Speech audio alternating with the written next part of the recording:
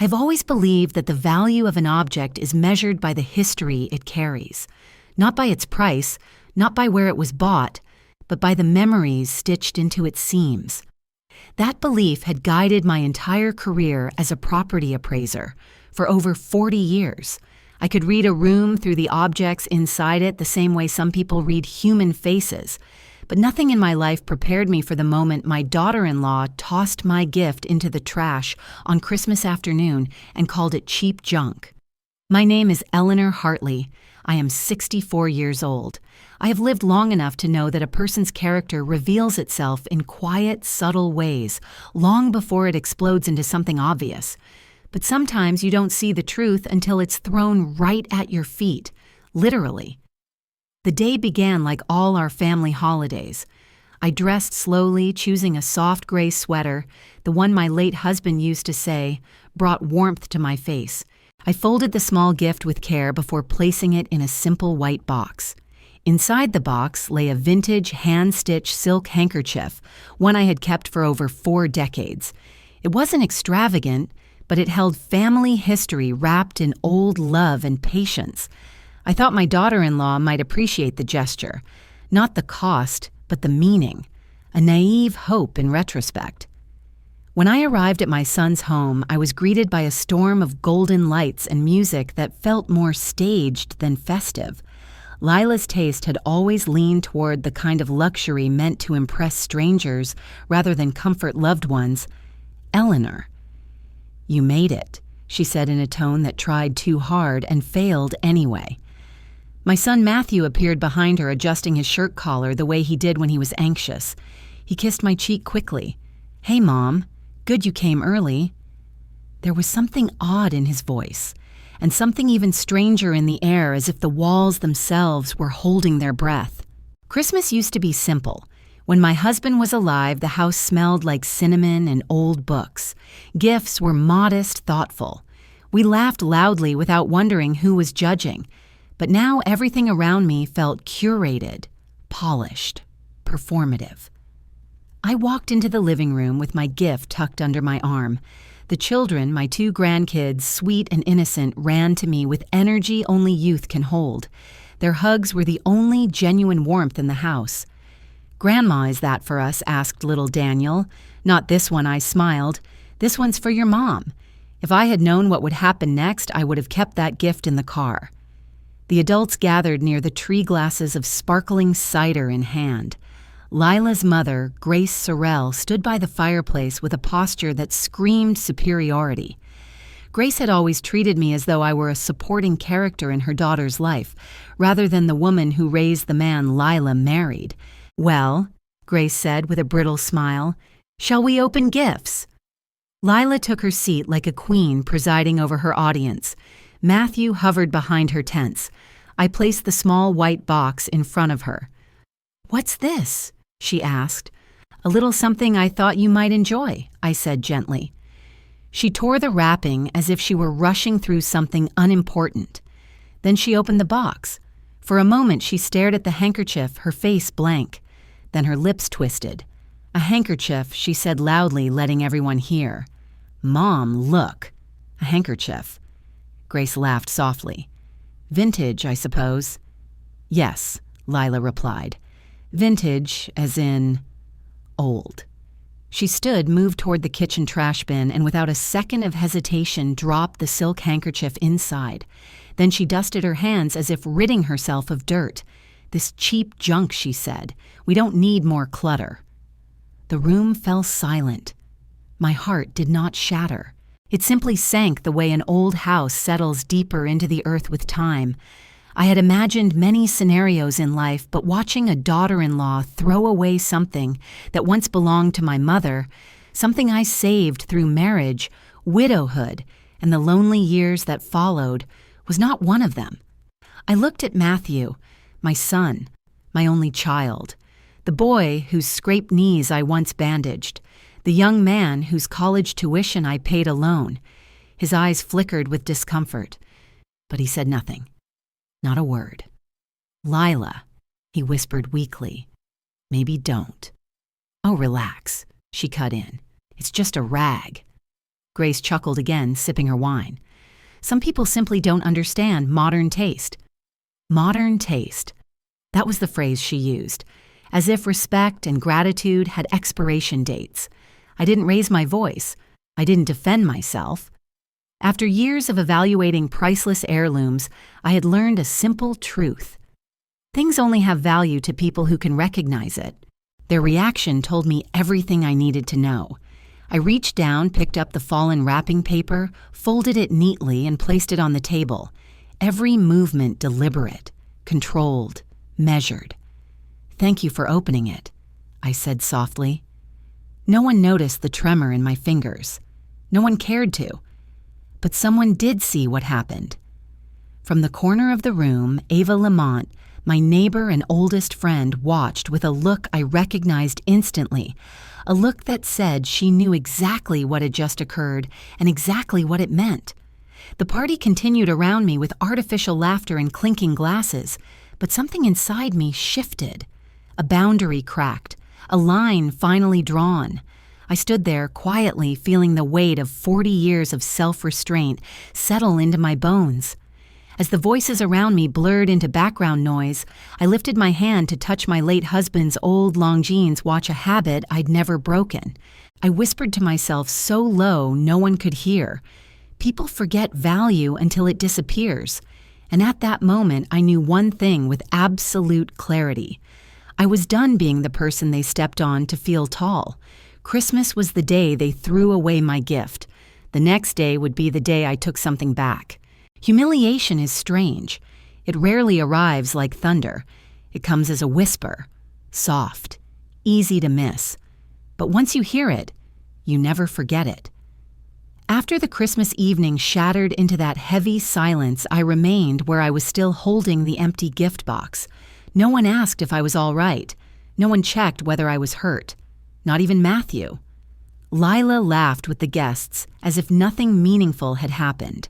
Grace poured more wine. The world kept turning without caring about the small earthquake beneath my ribs. I drove home alone, the winter wind scraping against the glass, Chicago blurred under holiday lights. My hands stayed steady on the wheel, but inside me, something old and fragile began to crack. When I opened my front door, the quiet greeted me like an old friend. I hung my coat, slipped off my shoes, and turned on the living room lamp. Warm light washed over the small house where every object held history. Here, nothing was trash. Here, no gift was thrown away. Here, no one called my love cheap. I sat on the sofa and touched the Longines watch on my wrist. I am still here, I whispered to myself. I still have value. My phone vibrated. Ava called. Eleanor. I saw everything she said, her voice soft, yet sharp. "Did you get home safely?" "Yes." "I'm fine." "Do you want me to come over?" I took a deep breath. "No." "But thank you." Ava stayed silent for a few seconds before speaking the words that tightened my chest. "Eleanor, that wasn't accidental rudeness. That was deliberate humiliation. Be careful." I didn't answer right away. Her words struck the deepest part of me. Deliberate, calculated, testing boundaries, measuring how much I would tolerate. Ava was right. There was something in the way Lila behaved that night. Not impulsive, but intentional. I ended the call and sat quietly for a long time. Snow outside fell like white dust. 5 minutes later, the doorbell rang. I flinched.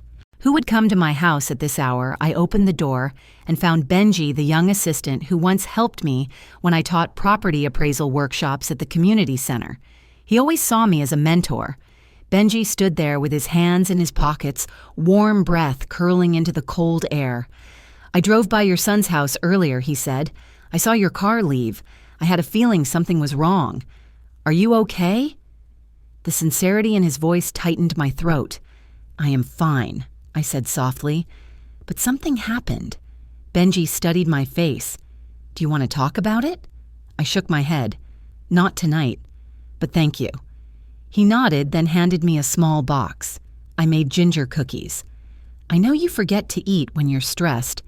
I let out a soft laugh. Thank you.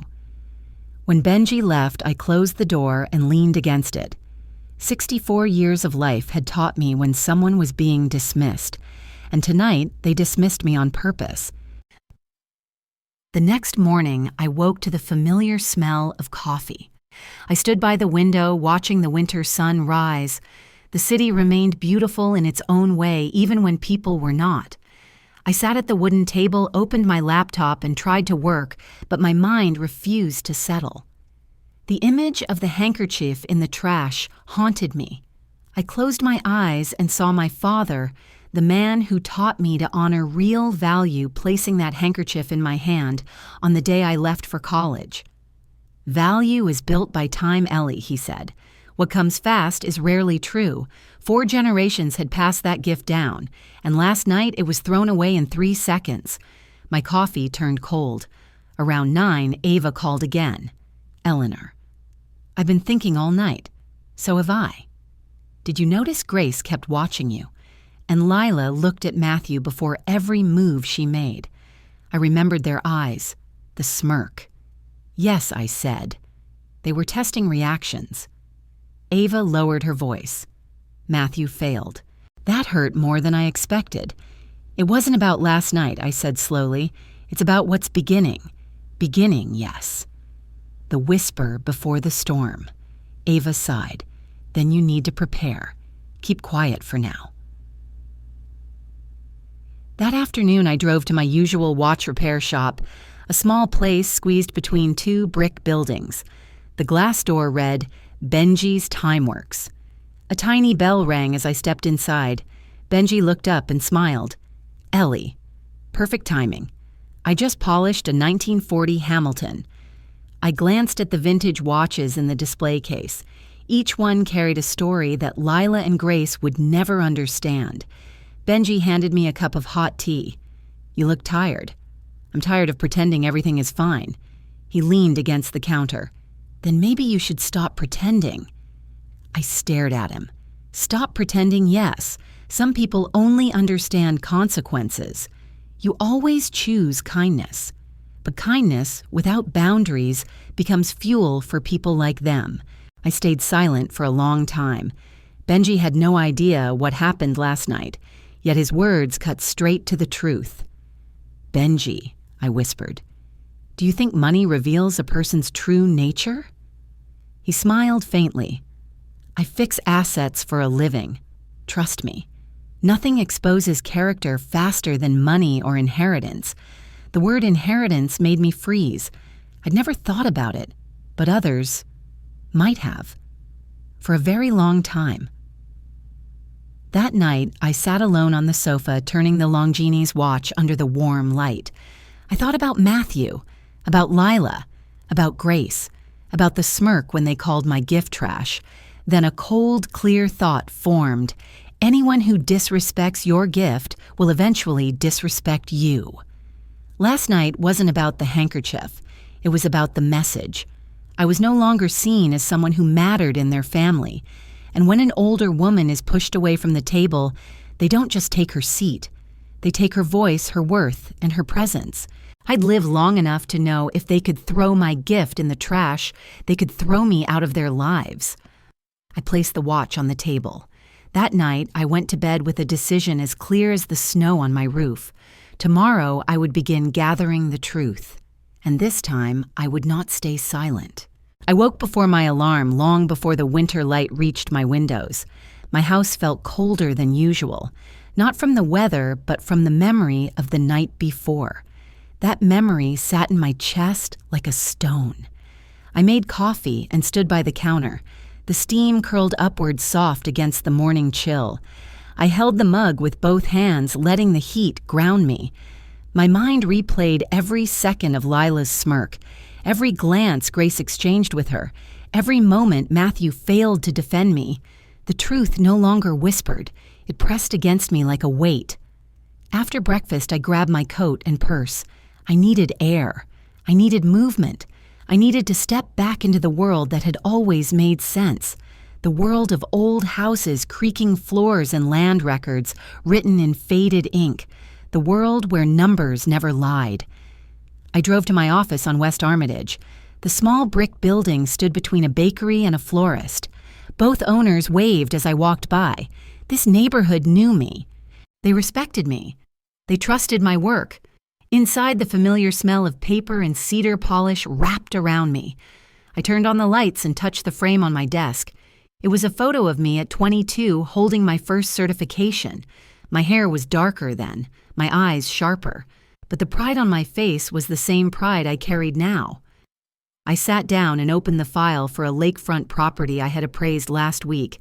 The structure was from 1926, brick foundation, original windows, a rare find.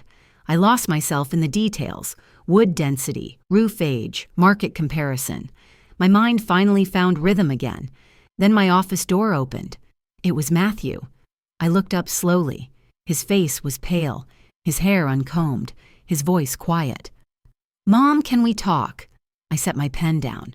"I am listening." He stepped inside and closed the door. He did not sit. His hands twitched at his sides. He looked like a boy caught between guilt and confusion. "About last night," he said. "Yes." I did not know what to do. "You did nothing."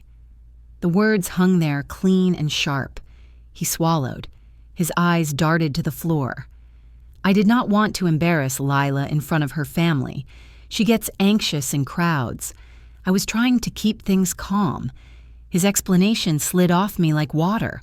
I had heard versions of it before, from men who feared conflict more than they feared injustice, from sons who grew up but never grew steady. "Matthew," I said, keeping my voice even, "kindness is not the same as silence. Silence helps the wrong side." He opened his mouth, then closed it again. I continued. "You watched your wife throw away a gift tied to 4 generations. You watched her laugh at me. You watched her treat me like I did not belong at your table, and you said nothing." Matthew pressed his hands to his forehead. His voice shook. "I know. I'm sorry. I should have said something. Should have," I repeated. "But you did not." A long pause stretched between us.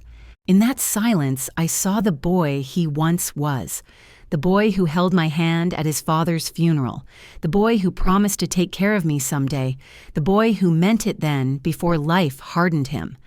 "I never meant to hurt you," he said. "That is not enough," I replied. He looked shattered for a moment. Then he nodded and stepped back. "I will make it right," he whispered. "You will have to," I said. He left without another word. I sat in the quiet again. My breath felt heavier. My hands trembled, not from anger anymore, but from grief. Grief for a son who forgot where he came from. Grief for a bond slowly thinned by someone else's influence. I pushed my chair back and stood. I needed space again. I locked the office and walked outside. The cold air scraped my cheeks sharp enough to clear my head. I crossed the street to the bakery. The owner, Mrs. Alvarez, smiled as I entered. "Morning, Eleanor," she said. "You look like you need something warm." She handed me a cinnamon roll before I even asked. I thanked her and sat by the window. Snowflakes drifted across the glass, soft, steady, familiar. This was my world. Honest work, honest people, a rhythm no one could take from me. I remembered the first time I taught Benji about structural integrity. He had stared at the beams of an old Victorian house with awe. Time is the best teacher, I told him. Buildings reveal their truth once you learn how to read them. People were not so different. Back at home, I opened the small wooden drawer in my study. Inside was my father's journal, leather-bound, edges worn, filled with notes from decades of appraising farmland and old estates. I flipped to a page he had marked with a ribbon. His handwriting looped across the paper. Value does not disappear. It only waits to be recognized again. I exhaled slowly. His words steadied me. They always did. I closed the journal and held the watch on my wrist. The metal felt cool. It carried the echo of a man who understood dignity better than anyone I knew. I whispered to myself, I will not let them define my worth. Later that afternoon, I called Ava. "I need to tell you something I said." "I am listening," she replied. "Matthew came to see me." He apologized. But apologies without action are empty. Ava sighed. Do you think he will change? I think he is afraid to see the truth, I said. But the truth is coming. Do you need help? She asked. Not help, I said. Just presence. You have that, she replied. We hung up and I sat in the soft glow of the living room. My house felt warmer now, not from the heater, but from the clarity settling inside me. Things were shifting, quietly, constantly. By evening, I knew one thing with absolute certainty. If the storm was coming, I would meet it standing. I would not raise my voice. I would not break. I would not disappear. I would do what I had done all my life. I would read the truth. Then I would act on it. The night deepened outside. Snow covered the streets like a clean sheet of paper. A beginning, not an ending. Tomorrow the real unraveling would start. And this time I would not look away. The shift began quietly. Not with shouting or slammed doors. It began with distance. A slow widening gap between me and my son. At first I tried to ignore it. I convinced myself that Matthew was tired, that he was adjusting to married life, that people change with time. But deep down I felt a steady pull as if someone else was steering him away from me, that someone was Lila. The signs came like small warnings, a missed call, a short reply, a canceled lunch. The silence grew longer each week. Each message felt colder than the one before. Then came the brunch invitations. Every Sunday, Lila posted photos of elegant brunch tables, gold utensils, tall glasses of mimosa, imported pastries. But I knew the truth. I recognized the card charges, the restaurants, the dates. They were paid by the supplementary credit card under my name, my card, my money, my silence. Matthew never questioned the bills. He believed whatever story Lila told him. He wanted peace more than he wanted the truth. One Thursday afternoon, I met with Marcus at a quiet coffee shop. He had handled my family's legal work for years. He read people with the precision of a surgeon. He listened while I spoke. His eyes stayed focused, his breathing slow. When I finished, he folded his hands and said one sentence that sat like ice against my spine. Eleanor, this pattern is common in financial dependency abuse. I stared at him. You think she is controlling his access? Marcus nodded. Controlling access, controlling emotions, controlling the narrative. It does not always start loud. It starts subtle. I leaned back. My heartbeat felt unsteady. He continued. Do not confront. Not yet.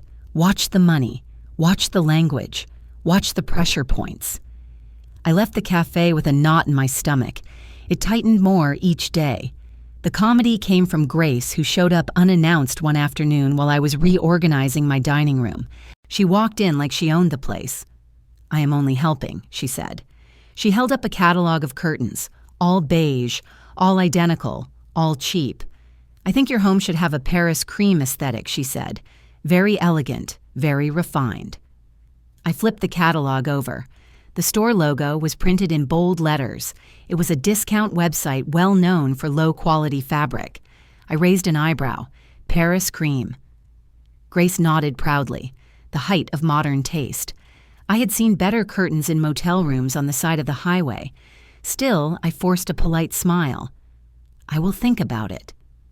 Grace left feeling victorious. I stood at the doorway watching her walk to her car. Her shoes clicked against the pavement in a rhythm that made the truth clearer. People like her did not seek elegance. They sought control disguised as taste. Later that week, something happened that changed everything. I was in my office reviewing records for an estate property in Evanston. The sunlight cast long shadows across my desk. The room smelled of paper and old leather. Peaceful, predictable, honest. Until I heard a soft click. A sound that did not belong there. I turned slowly. My office door was open an inch wider than I had left it. I stood up, walked to the hallway, and scanned the space. Empty. When I returned to my desk, I checked the items on the surface. Files, journals, folders. Nothing seemed moved. But when I opened the drawer on the left side, my breath caught. My financial logbook had shifted. The corner was bent in a way I never left it. The pages were slightly fanned as if someone had opened it in a hurry. I ran my fingers along the spine. Someone had touched it. No one had the right to be in that room except me. I kept the door locked. I kept my schedule private. I trusted that my space was my own. I sat down slowly. My pulse climbed into my throat. A cold wave rolled across my skin. I closed the drawer and leaned back in my chair. My mind worked through every possible name, every person with motive, every recent visitor. The list grew shorter with each breath. Someone had entered my personal space. Someone had looked for my financial information. Later that evening, Ava came over for tea. She wore her gardening coat still dusted with soil. Her eyes were calm but sharp. She always sensed when something was wrong. I told her what I had seen. She frowned. Could it be the cleaners? No, they come only on Fridays. The room was locked. Could it be Matthew? My chest tightened. I do not want to believe that. Then who, she asked. I exhaled. Someone who wants to know what I own. She leaned back. That list is not long. Her words echoed in the quiet room. The list was very short. One name stood brighter than the rest. Lila. Once the thought formed, it refused to leave. That night, I walked through my home slowly. I checked every drawer, every cabinet, every shelf. Nothing else seemed disturbed, but the violation lingered in the air like perfume that would not fade. I slept lightly. Every sound woke me. At dawn, I stepped outside to breathe the cold air. The sky had a thin orange glow. The street was empty. I pressed a hand to my chest. This was not a whisper anymore. This was movement. This was intention. The slow poison was spreading through my home, through my finances, through my relationship with my son. It crept through every part of my life, silent and steady. But so was my resolve. I turned back toward my front door, my steps firm, my throat steady, my mind clear. If someone thought I would break, they had misread me. I had survived grief. I had survived loss. I had survived life's deepest cracks. I whispered into the morning light, I know what you are doing. And for the first time, I felt something new rising inside me. Not anger, not fear, a quiet strength. The storm was closer now, and I was ready. The day after I found my financial logbook disturbed, I woke with a heaviness in my chest. Not fear, something older, something deeper. A grief that had waited years for a name. I made tea and stood by the kitchen window. Snow covered the street. Every roof carried a soft white layer. My neighborhood looked gentle and untouched, but inside me, nothing felt untouched anymore. I lifted my wrist and looked at the Longines watch. Its familiar weight steadied my breath. My father wore this watch on the morning he passed. He wound it every sunrise. He believed starting the day with intention shaped everything that followed. He gifted it to me when I turned 21. Take care of time, he said, and it will take care of you. I kept that promise, even when life tried to pull me apart. I walked to the living room and opened the wooden chest that held my family keepsakes. Inside were letters tied with ribbon, my mother's brooch, and a small velvet pouch. I held the pouch in my hands. The fabric felt warm from memory. When I opened it, the faint scent of cedar rose from inside. The handkerchief lay folded carefully at the bottom. 4 generations had held this cloth. It was stitched by my grandmother on her wedding day. My mother used it when she carried me home from the hospital. My father wrapped it around my wrist the night he sent me off to college. Value builds slowly, piece by piece, memory by memory. Yet last night, someone threw it away in seconds. I placed it back inside the chest and closed the lid. My hands lingered there for a moment before I stood up. There was a truth I needed to face. Lila never saw the handkerchief. She saw only what she believed it represented. A lack of glamour, a lack of luxury, a lack of status. She did not understand heritage, or legacy, or time, and she never would. Around noon, I drove to Benji's shop. The bell above the door chimed as I entered. The warm smell of machine oil and old leather wrapped around me. Benji looked up from his workbench. Ellie. Good timing. I was just cleaning the old regulator. I smiled. I need your help with something. He set down his tools and gave me his full attention. What is wrong? I removed the Longines watch and placed it on the counter. I want you to check the clasp and the crystal.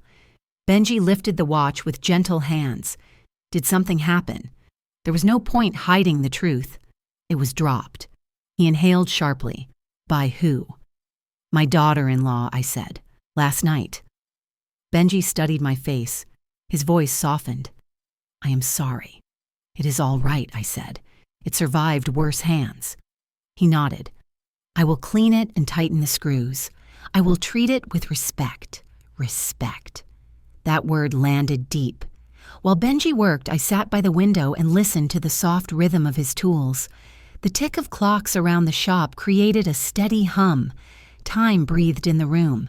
After a while, Benji returned. The watch is fine. The crystal is strong. The clasp is secure. I exhaled, relieved. Thank you. He hesitated. Ellie, can I ask something? Why did you give this watch to your son? I looked down at my hands. Because legacy only lives when it is passed on. Because I wanted him to carry something real, something honest, something that lasts longer than trends. Benji nodded slowly. And did he understand that? Not yet, I said. Then he will. Benji replied. People eventually see the truth when everything else fades. I held his words like a small light. I left the shop and drove toward the lake. The frozen water glimmered under the pale sky. I parked and sat inside the car. The watch glinted in my palm. I remembered the last lesson my father taught me.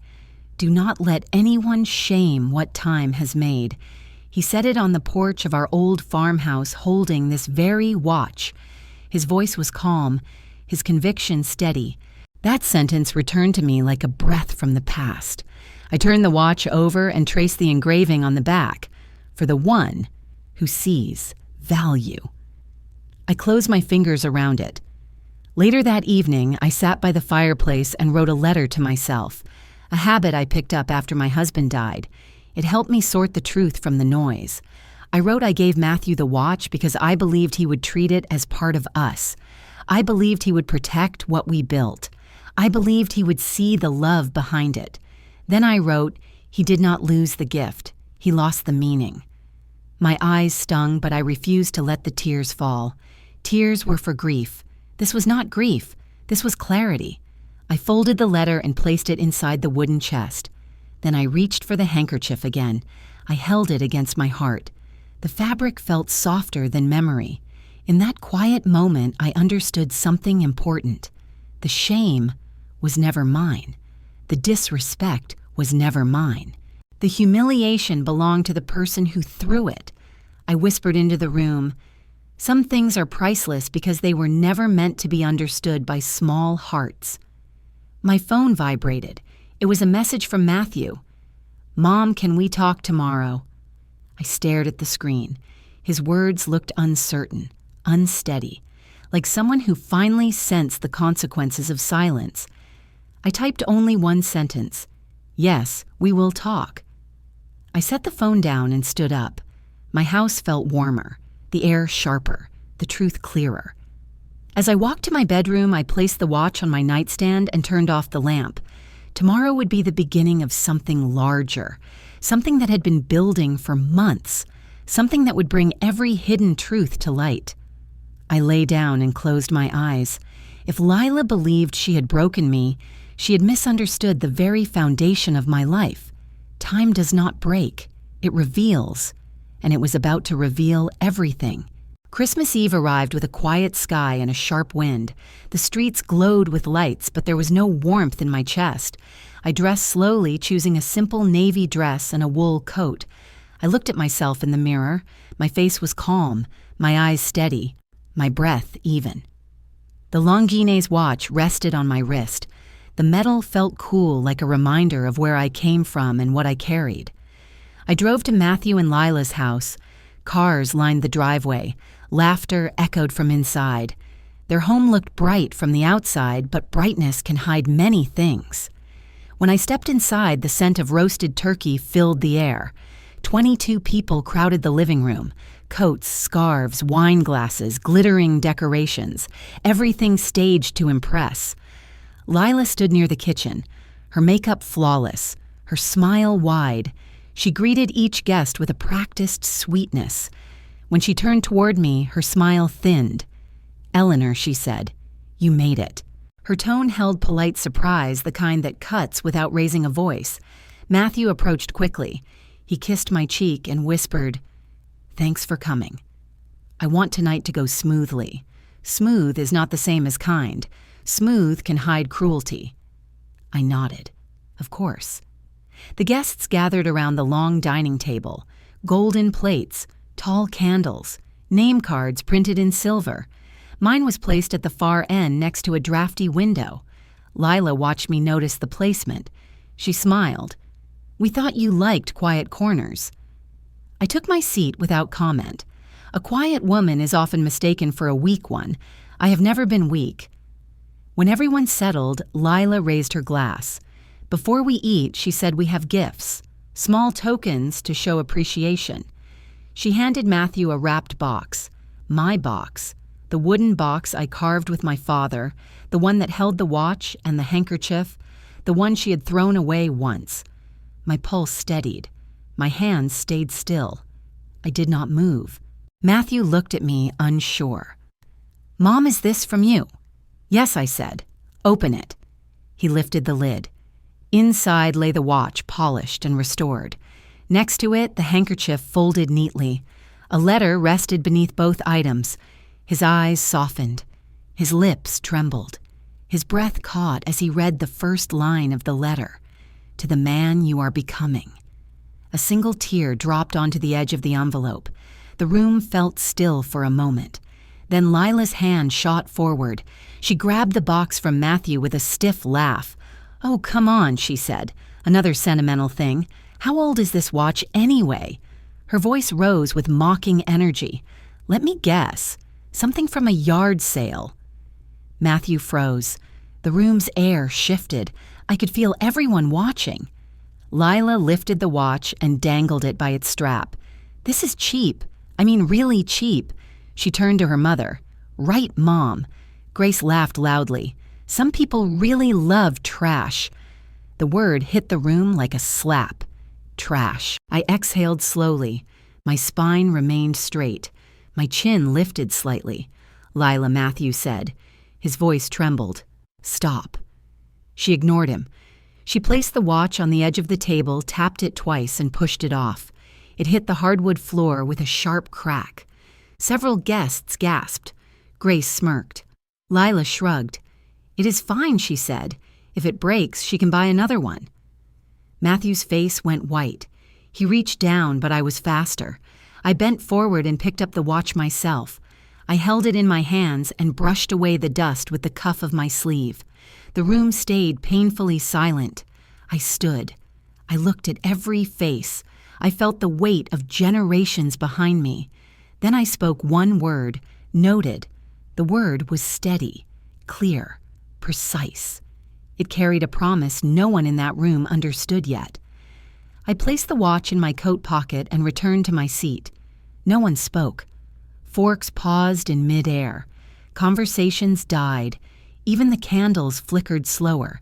Matthew swallowed hard. "Mom," he whispered. "I am fine," I said. But I was not fine. I was something else, something sharper, something awakened. Dinner continued with strained smiles. Lila acted as if nothing happened. She refilled glasses. She laughed too loudly. She bragged about her online followers, but her eyes kept sliding toward me, searching for cracks. There were none. I ate slowly. I said little. A quiet fury grew inside me, heavy and controlled. When dessert arrived, a small incident revealed more truth. Lila leaned close to Matthew and whispered, "If she cannot give us real gifts, she should stop trying." She thought I could not hear, but age sharpens some things. A woman at the table, Mrs. Dalton, looked at me with gentle concern. She was old enough to recognize cruelty in disguise. She placed her hand on mine under the table and squeezed. Her touch carried warmth, a reminder that not everyone loses their humanity. After dinner, guests began leaving. Coats rustled, doors opened and closed. Snow drifted in each time someone stepped outside. Matthew approached me near the hallway. His voice cracked. "Mom, I am sorry." I nodded. "That apology belongs to yourself, not to me." He closed his eyes. "I know." I placed a hand on his shoulder. "Actions reveal truth, not words." Lila joined us. She smiled tightly. "Leaving already?" "Yes," I said. "Good," she whispered. "You ruined the mood." Matthew jerked his head toward her. "Lila." She held up her hands. "What? It is true?" I put on my coat. My fingers moved calmly without hurry. Before walking out, I turned to her and spoke one final sentence. "Respect is a mirror. It reflects what you bring." Her smile faltered. A crack appeared, small but real. I stepped outside into the cold night. Snowflakes brushed my coat. Each one felt like a clean start. As I walked to my car, I whispered to myself, "This is the moment things change." The watch in my pocket ticked softly. Not broken, not damaged, still beating, still alive. So was I. Tomorrow the consequences would begin, and they would be quiet, precise, and undeniable. The morning after Christmas tasted like steel, cold, hard, unforgiving. I woke before sunrise and sat at my kitchen table with a cup of black coffee. The house was quiet, the kind of quiet that sharpens every thought until it cuts. The Longines watch rested beside the mug. Its steady ticking felt louder than usual, a reminder, a witness, a promise. Last night had stripped away any illusion of safety. Lila had not acted out of impulse. Her cruelty had been measured, planned, tested. She wanted to see how far she could push me. She wanted to see if I would fold. But I was raised by a man who taught me how to read silence. And silence was telling me something important. This was not about a watch. This was about power. I breathed in slowly and opened my laptop. If Lila wanted power, she had chosen the wrong opponent. I once ran the valuation desk at Chicago Heritage Bank. My life revolved around numbers. Numbers never lie. Numbers reveal everything people try to hide. I typed Matthew's name into the internal database I still had limited advisory access to. Not private files, only public valuation logs and corporate data. Completely legal, completely clean. The screen loaded slowly. My coffee cooled. My pulse stayed steady. When the search results appeared, my breath left my chest. A red indicator flashed beside Matthew's profile. Over-leveraged. Multiple accounts near delinquency. A credit line extended 3 times in 18 months. Matthew had not told me any of this. I clicked deeper into financial summaries. There it was. A joint credit card in his name and Lila's. Monthly charges that made my stomach twist. Luxury boutiques. Private club dinners. A trip to Napa listed as a business retreat. And a recurring payment labeled Grace Consultancy Services. Grace. Lila's mother, charging her own daughter and son-in-law for advice. I leaned back in my chair. The truth was beginning to rise like a tide.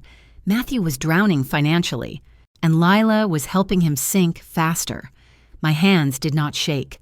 My breath stayed calm. Years of analyzing fraudulent activity had trained me well. People reveal themselves through their spending habits. Their priorities speak in dollars. Their secrets sit quietly in ledgers. I clicked again. Then I found something worse. A line item labeled Antique Estate Fee, $5,000 paid 3 weeks ago. My chest tightened. That fee matched one thing, a private appraisal for high-value heirlooms. The kind of heirlooms found only in families with history, or families with mothers who owned heirlooms, mothers like me. My fingers hovered above the keyboard. Matthew had never asked for an appraisal. Lila had never mentioned it. Someone had appraised something valuable, something connected to me. I needed answers. At noon, I drove to the appraisal office listed on the statement, a modest building with frosted windows and a brass nameplate. Inside, a receptionist greeted me with a polite smile. "How can I help you? I need to confirm an appraisal filed under my family name," I said. "Whitlock." "Eleanor," she typed quickly. The keyboard clicked like tiny hammers. "Yes," she said. "We completed an appraisal for a vintage jewelry set this month, brought in by a Mrs. Lila Whitlock." The world slowed. A jewelry set, vintage, gold leaf design, ruby center stones, my mother's wedding set. I felt the floor shift beneath me, but I kept my voice even. "Do you have any details?" "Yes," she said. Estimated value was listed at $48,000. $48,000. Lila had taken something that belonged to my mother, something passed through 3 generations of women, something I had planned to give Isabel one day. The receptionist continued, "Would you like a printed summary?" "No," I said. "Thank you." My voice remained calm, but something heavy pressed against my ribs. I walked back to my car slowly. The cold winter air felt sharper. I sat in the driver's seat with both hands on the wheel until my breath returned to its steady rhythm. This was the truth. Lila had crossed lines she did not understand, lines that carried weight, lines built through inheritance memory and blood. I started the engine and drove to the only place that brought clarity when everything else darkened, Benji's workshop. The bell chimed when I entered. The familiar scent of metal polish and cedar oil brushed the air. Benji turned from his bench. "You look different," he said. "What happened?" I sat on the stool near his work table. "Something has been taken from me." His expression turned serious. "Taken by who?" "By the same person who threw away my gift last night." He leaned forward. "What did she take?" "My mother's wedding set." He froze. Then he whispered, "That is not a small theft. That is intention." I nodded. "I found the appraisal record today. She did it quietly, without telling Matthew." Benji clenched his jaw. "She wants leverage. Expensive items become bargaining chips." I met his eyes. "Or weapons." He nodded again. "You need help." "No," I said. "I need clarity." I opened my purse and removed a small folder I had prepared over the last hour. Financial summaries, public records, timelines, notes written in my careful hand. Benji watched silently as I spread the documents across his workbench. "This," I said. Pointing to one page is Matthew's debt. "This," I said, tapping another sheet, "is Lila's spending. And this," I added, laying down the appraisal receipt, "is what she thinks she can take from me." Benji exhaled slowly. "You are building a case." I looked at him. "I am building understanding." For the first time since last night, the storm inside me felt aligned, focused, controlled. "Eleanor," Benji said softly, "what will you do?" I picked up the Longines watch from my coat pocket. Its ticking filled the room. "I will not fight with anger," I said. "Anger clouds the truth. I will fight with precision." Benji nodded. "Like valuation work." "Exactly," I said. "Every number reveals a story. Every missing piece reveals motive, and every motive reveals intention." I closed the folder.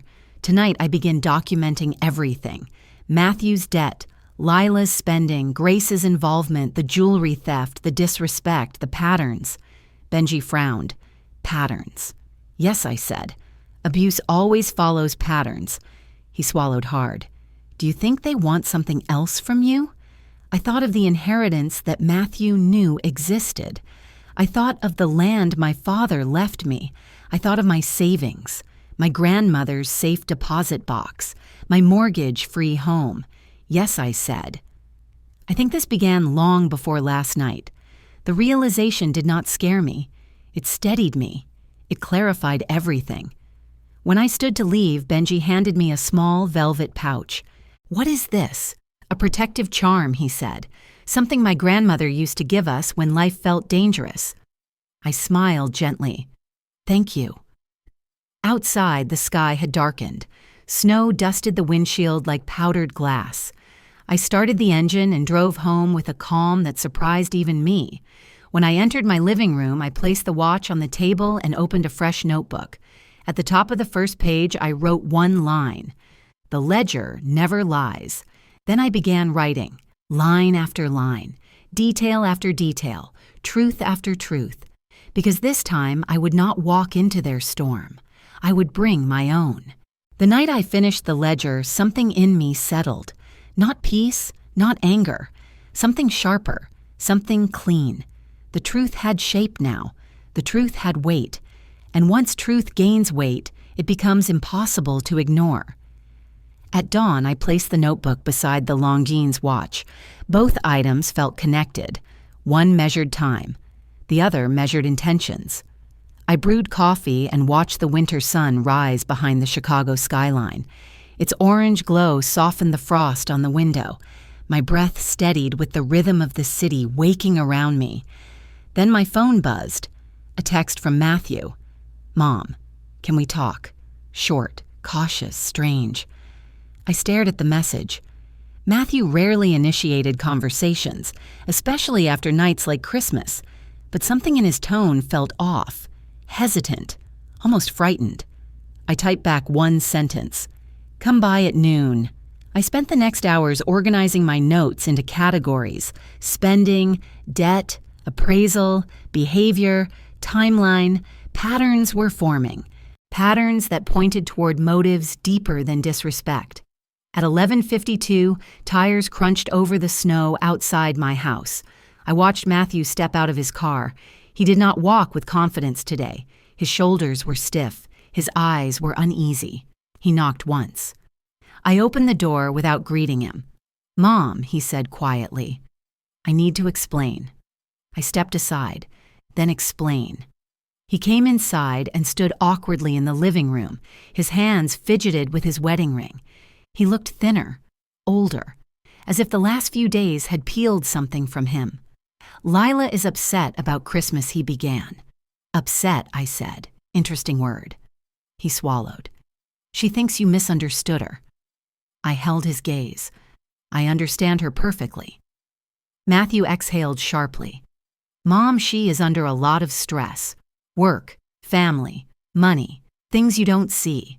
His voice cracked slightly. That was the first fracture, a small break in the mask he always wore around her. I sat down. "Matthew, I know about the debt." He froze. Completely. His eyes widened. "What debt?" I pointed to the folder on the table. The credit lines, the late payments, the extended loan requests, the spending reports, everything. Matthew's face drained of color. The silence between us thickened until it felt solid. "How did you find this?" he whispered. "I looked," I said calmly, "because you stopped telling me the truth." He sank into the nearest chair.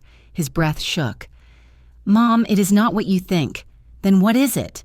He rubbed his forehead. "It's complicated." "No," I said, "it is documented." He looked at the pages with the same expression people give broken glass, a mixture of fear and disbelief.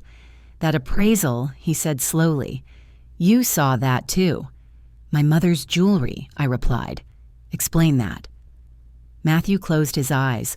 For a moment, I saw the boy he used to be, the boy who used to trust me, the boy who used to tell me everything.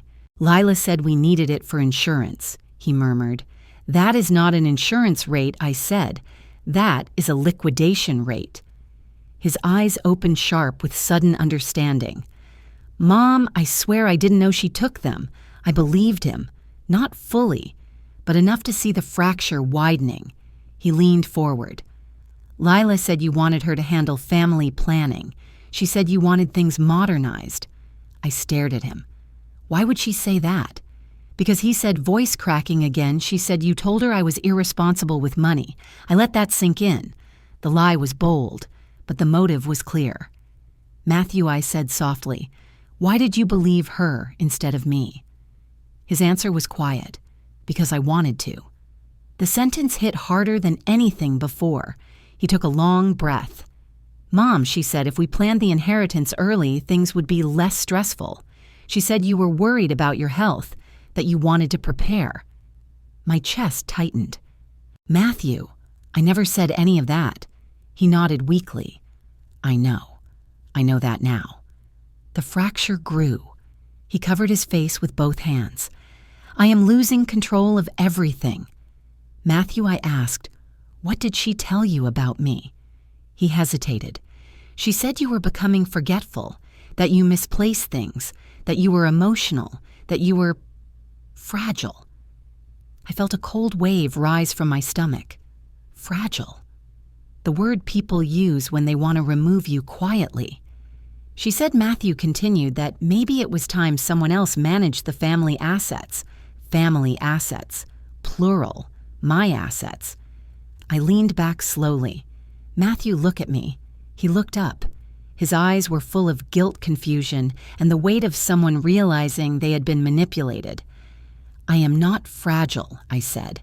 I am observant, and I am patient, but I am not fragile. He nodded. I know that now. A long pause settled between us. Then he whispered, Mom, I think Lila wants something from you. The sentence was quiet, but it cracked everything open. What do you think she wants? I asked. I don't know, he said, but she asked me strange questions about your will. The air in the room shifted. Heavy, dangerous, clear. My heartbeat did not spike. My hands did not tremble. This was no longer a suspicion.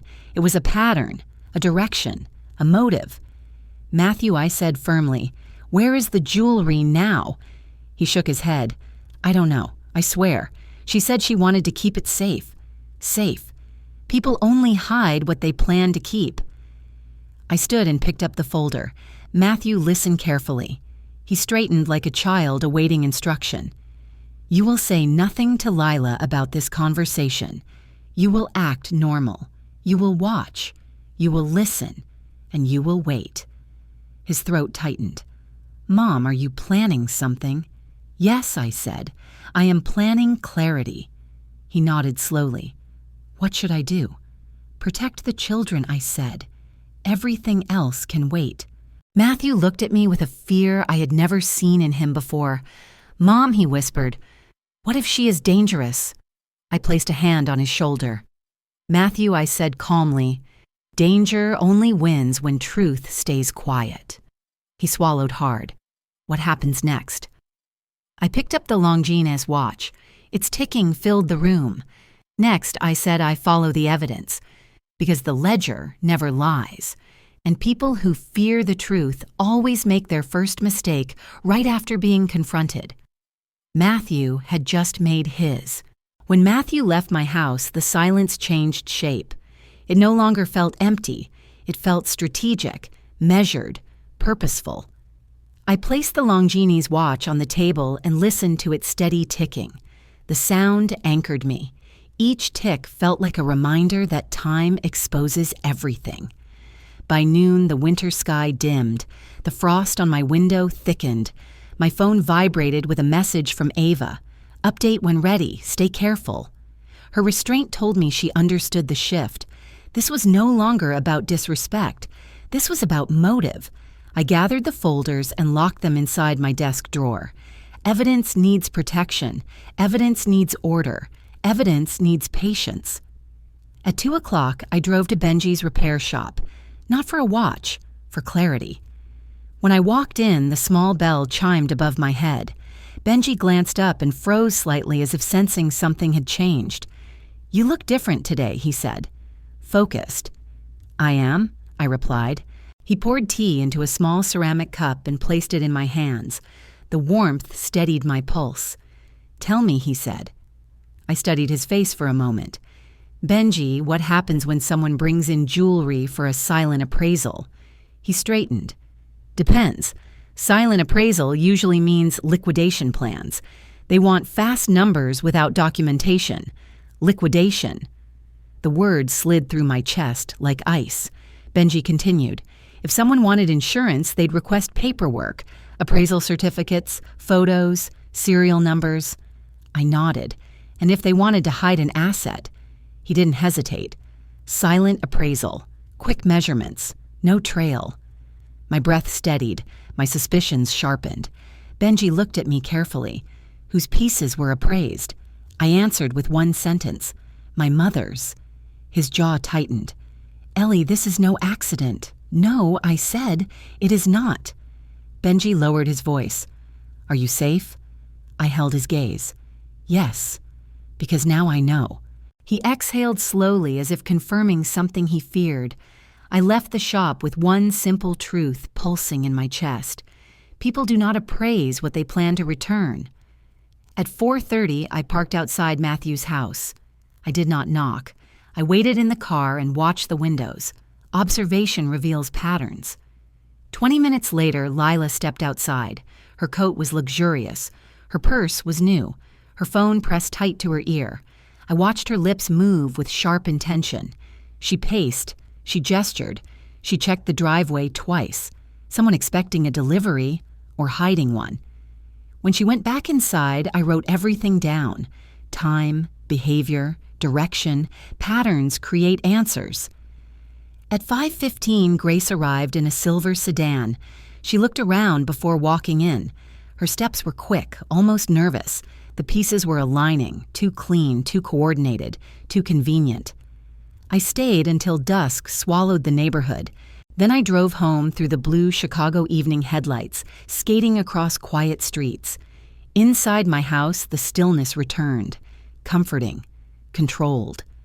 I placed the ledger on the dining table and added today's notes. The page filled with details. New connections formed. The truth was widening. Then I opened my laptop. If someone wanted control of my assets, they would check two things: health, cognition. I knew exactly where to look. I logged into my insurance portal and reviewed recent inquiries. My hands tightened around the mouse. A new entry appeared. Requested last week. Status verification request. Cognitive assessment inquiry. Requested by an external party. My heartbeat steadied. This was not suspicion. This was confirmation. Someone had tried to access my health profile. Someone wanted to paint me as unstable. Someone wanted legal leverage. I printed the record and slid it into the ledger. The ticking of the Longini's watch grew louder, rhythmic, certain. Then headlights washed across my window. A car pulled up in front of my house. Not Matthew's, not Ava's, not Benji's. I stood completely still. The engine idled for several seconds. Then the driver stepped out. Lila? She smoothed her coat and marched toward my door with sharp, practiced confidence. I remained motionless. Let her knock. Let her show her intent.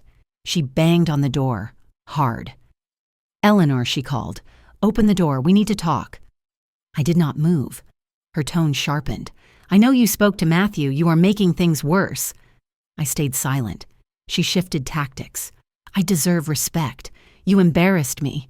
You owe me an explanation. I let her words sink into the wood of my front door. They meant nothing now. Intent, not tone, reveals character. She continued knocking, growing angrier, impatient. You cannot ignore me, she snapped. This is my family, too. I moved to the peephole slowly. Her face was tight with irritation. Not fear, not remorse. Irritation. People with pure intentions do not knock like that. After several minutes, she left. Her steps were sharp, her frustration clear. When her car finally drove away, I exhaled. A quiet truth settled over me. She was worried, not about me, about what I had discovered. I returned to the table and closed the ledger. Then I whispered the sentence that became the pulse of everything that followed. Fear is the first confession. At 9:30, my phone lit up. A message from Matthew. Mom. Lila is acting strange. What did you find? Before I could reply, another message appeared. Mom, please answer. She is nervous. Something is wrong. I typed back one sentence. Come by tomorrow. Alone. The final text appeared moments later. I will be there. But Mom, she asked me something tonight. Something odd. She asked where you keep your documents. My blood cooled. Not jewelry, not money. Documents. The mask had finally slipped. The chapter closed with the Longines watch ticking beside me. Measured, predictable, constant. Tick. A lie exposed. Talk. A truth revealed. Tomorrow the pieces would align, because the moment someone asks about your documents, they are no longer guessing. They are planning. Morning arrived without mercy. Cold light slipped across my living room, landing on the Longines watch, resting beside the ledger. Its steady pulse anchored me as I prepared for what came next. At 7:30, the doorbell rang. Matthew stood outside, shoulders tense, eyes shadowed. He entered slowly, as if unsure where to place his grief or his guilt. "Mom," he said, "I need the truth." I guided him to the kitchen table. The ledger lay between us like a quiet witness. I opened it to the first page and pushed it toward him. "These are your wife's transactions," I said. He scanned the numbers. $43,000 for spa sessions, $27,000 for luxury purses, $9,000 for a rented studio that posed as a mansion, $12,000 for makeup funds, then the transfer from Ethan's card to Grace. Matthew's breath shook. "She told me she was saving. She told me you were dramatic." "No," I said. I was silent. "That is different." His hands tightened around the page. "When did it start?"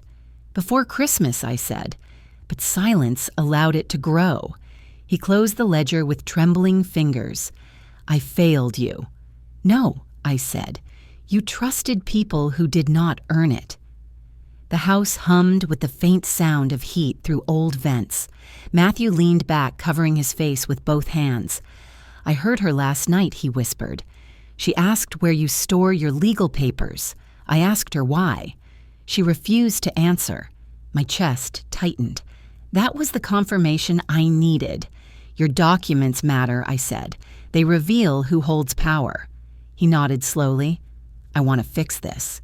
"Fixing begins with clarity," I said. He lifted his eyes. "So where do we start?" I stood, walked to the bookshelf, and pulled out a slim brown folder. "Here," I said, "my estate plan, my healthcare directive, my financial statements." He swallowed hard. "Mom, why are you showing me this?" "Because transparency protects us both." He opened the folder with care. No jewelry, no inheritance illusions, only truth. When he finished reading, he closed the folder and breathed out as if releasing months of weight. "I never cared about your money," he said. "I know I answered, but others did." His eyes glistened. "I am sorry for not seeing it. Seeing comes with time," I said. The Longines ticked softly beside us. At 9:50, his phone buzzed. A message from Lila. "Where are you? Why did you leave? We need to talk. Now." He stared at the screen. Then he turned it face down. "She is scared," he said. "Fear is honesty in disguise," I replied. We sat in silence for several minutes. Then he asked the question that had been growing inside him. "Mom, what do you want to do now?" The answer rose calmly. "I want to repair us, not them." His shoulders finally lowered. "Then let me start." By noon, we walked outside together. The cold Chicago air bit our cheeks. Frost clung to the railing like tiny silver teeth. He hugged me, a quiet, steady hug that felt long overdue. "You deserve better," he whispered. "You always did." When he drove away, I returned inside and poured tea. The house felt lighter, the kind of stillness that comes after a storm begins to clear. At 2:15, the shop bell chimed again. Benji stepped inside holding a small leather case. "Finished," he said with a proud grin. I opened the case slowly. The Longines gleamed under the light, the face polished, the dial restored, the heartbeat steady. "It is beautiful," I said. Benji nodded. "Time can be repaired. People can too, if they want it." Later that evening, Matthew returned to pick up the watch. He entered quietly holding a small bag of groceries. "For you," he said. "I know you forget lunch when focused." I smiled. I learned from the best. He laughed softly, then opened the case. His eyes filled instantly. "Mom," he whispered, "I am learning. I promise I am learning." I placed my hand over his. "You are," I said, "and I never gave up on you." He closed the case with reverence as if sealing a vow. Before leaving, he stopped at the door. "You know he said Lila moved out today." I met his eyes. "Then space may give you answers." He nodded. "I think it already has." When silence returned, I sat at my table again. The repaired watch lay in my palm. Its tick echoed through the room like a heartbeat made of memory. Then I spoke the closing line that belonged to 4 generations of my family. No gift is cheap when it is given with love. I let the words settle. Honest, steady, final. I understood something simple. Dignity is quiet. Justice is quiet. But both leave an echo inside every person who has ever been dismissed, overlooked, or treated like they did not matter. If this story reached you in any way, let it remind you that boundaries are not cruelty. They are clarity. And clarity is the first step toward healing. Before you go, check the pinned comment below. I left a question there for you. Tell me which city you are watching from. I want to know how far these stories travel and how many people out there understand this kind of silence.